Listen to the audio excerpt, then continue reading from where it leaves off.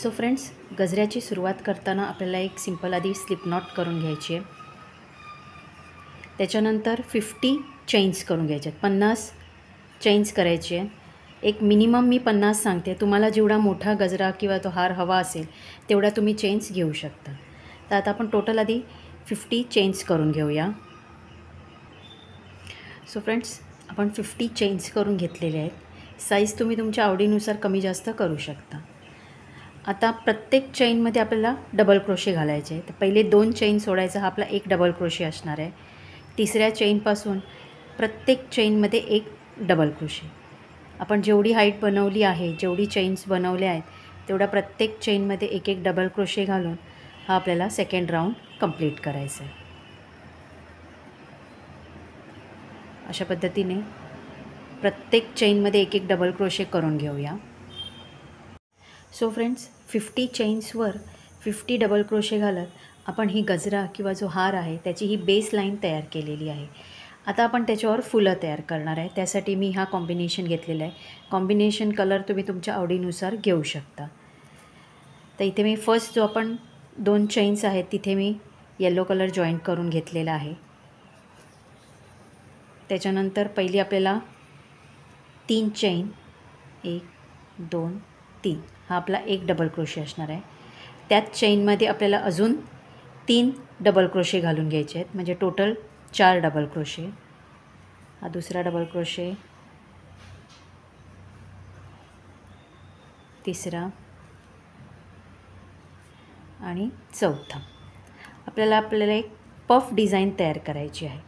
4 double crochet घातल्यावर हा loop थोडा मोठा करायचा आणि पहिली जी आपण चेन केली होती त्याच्यामध्ये सुई घेऊन पूर्ण लूप त्या सुईतनं बाहेर काढून घ्यायचा. असं आपल्याला एक पफ डिझाईन किंवा पॉपकॉर्न डिझाईन तयार करायची. त्याच्यानंतर 1 2 चेन घ्यायच्या आणि ज्या चेनमध्ये आपण पफ तयार केला होता त्याच चेनमध्ये सुई घेऊन एक स्लिप स्टिचनी बंद करून घ्यायचं. त्याच्यानंतर पुढच्या चेनमध्ये एक स्लिप स्टिच करायची, त्याच्या पुढच्या चेनमध्ये एक स्लिप स्टिच करायची आणि आता पुन्हा 3 चेन, 3 डबल क्रोशे, म्हणजे टोटल 4 डबल क्रोशे आणि एक पफ तयार करायचा. असं आपल्याला अशा कळ्या आपल्याला तयार करायच्या आहेत. 4 डबल क्रोशे झाल्यावर पहिल्या चेनमध्ये सुई घेऊन पूर्णपणे सुई पफमधनं काढायची. त्याच्यानंतर 1 2 चेन घेऊन त्याच चेनमध्ये एक स्लिप स्टिच करून घ्यायची. त्याच्यानंतर नेक्स्ट चेनमध्ये एक स्लिप स्टिच आणि नेक्स्ट चेनमध्ये एक स्लिप स्टिच करून पुन्हा आपल्याला पफ डिझाईन करायची. 3 चेन घ्यायच्या, म्हणजे पफ झाल्यानंतर एक स्लिप स्टिच आणि नेक्स्ट स्लिप स्टिचला पुन्हा डिझाईन तयार करायची. तर असेच पफ आपण पूर्ण जेवढे आपण इथे चेन्स केलेले आहे, डबल क्रोशे केलेले आहेत, प्रत्येक एक स्किप करत आपण हे पफ डिझाईन तयार करून घेऊया.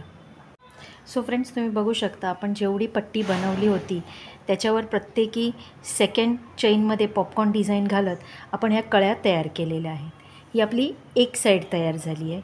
आता जसं आपण या एका साईडला या सगळे पॉपकॉर्न डिझाईनच्या कळ्या तयार केल्या तसेच आपल्याला या साईडलाही कळ्या तयार करायच्या आहेत. आपण जेव्हा आपली पूर्ण लाईन ही संपवणार, जेव्हा या लास्ट कॉर्नरला येणार, तेव्हा एक पहिली कळी आपण हा जो इथे डबल क्रोशे दिसतो आहे त्याच्यावर बनवणार.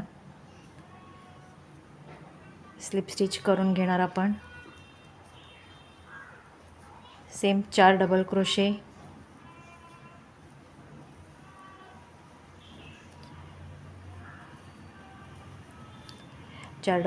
करून पहिल्या चेननी आपण तो पॉपकॉर्न स्टिच तयार करणार.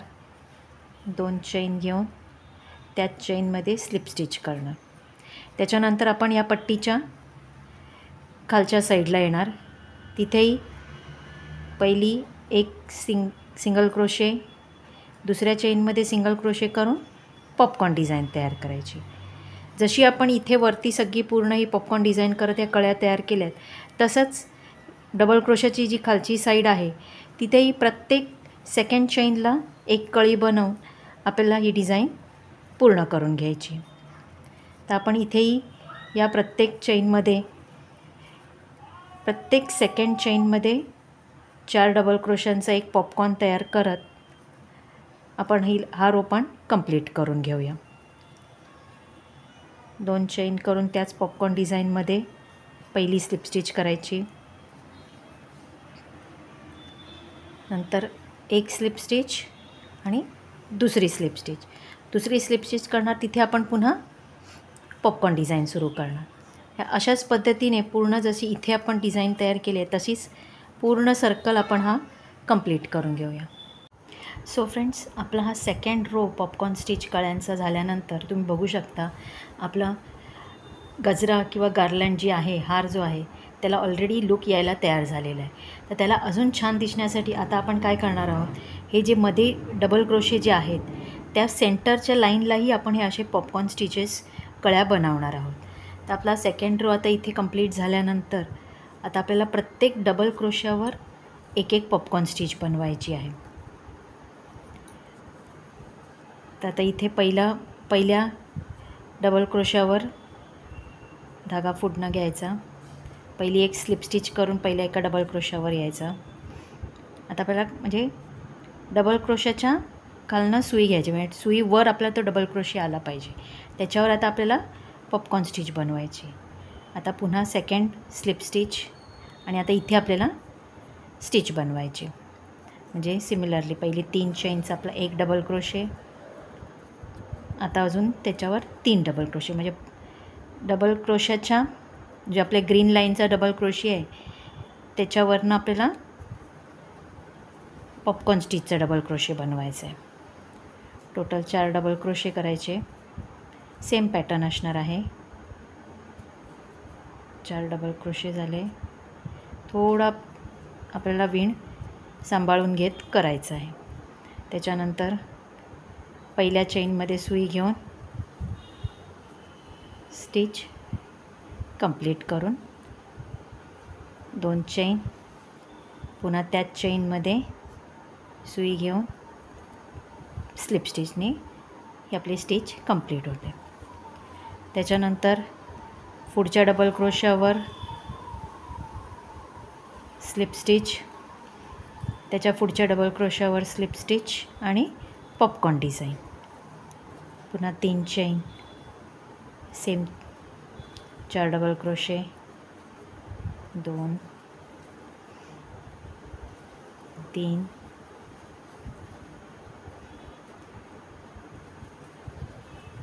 4. पहिल्या चेनमध्ये सुई घेऊन स्टिच बंद करायची. 2 चेन, सेम स्टिचमध्ये स्लिप स्टिचने कळी तयार करायची. पुढे सिमिलरली पुन्हा 2 स्लिप स्टिच, दुसऱ्या स्लिप स्टिचवर डिझाईन तयार करायची. अशा पद्धतीने आपल्याला ही जी आपली सेंटर लाईन आहे त्याच्यावर प्रत्येकी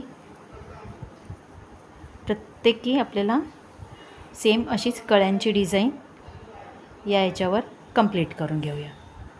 सो फ्रेंड्स, सेंटरला पण ही कळ्यांची डिझाईन करत आपण हा थर्ड रो पण कंप्लीट केलेला आहे. आणि तुम्ही बघू शकता हा असा सुंदरसा गजरा किंवा हार तयार झालेला आहे. त्याचा लुक खूप छान दिसून येतो आहे. आणि त्याला मी दोन्हीकडनं एक 15-15 चेन्स घेऊन असे थ्रेड तयार केले जेणेकरून आपण इथे त्याला नॉट बांधू शकू. तर अशाच पद्धतीने तुम्ही कलर चॉईस तुमच्या आवडीने घेत हे छानसे गजरे तयार करू शकता. मी इथे असा अजून एक ऑरेंज कलरचा गजरा तयार केलेला आहे. हे गजरे तुम्ही आंबाड्याला डोक्यात वाळू शकता, देवाच्या फोटोला किंवा मूर्तीला हार म्हणून घालू शकता. ते अशी सुंदरशी गजऱ्यांची डिझाईन तुम्हाला कशी वाटली हे तुम्ही मला नक्की कळवा. आणि हा व्हिडिओ आवडला असेल तर चॅनलला लाईक, शेअर आणि सबस्क्राईब करायला विसरू नका. थँक्यू.